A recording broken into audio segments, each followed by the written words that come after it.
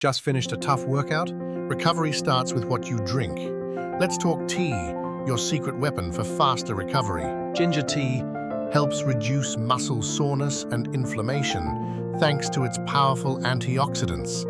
Sip it warm after your session, your muscles will thank you. Green tea is packed with catechins that fight oxidative stress.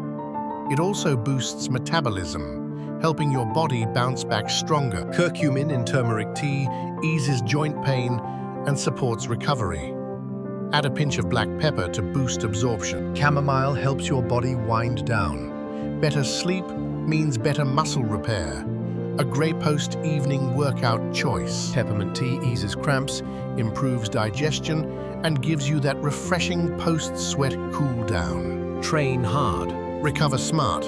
Which tea is your post-workout go-to? Let us know below, and don't forget to hydrate like a pro.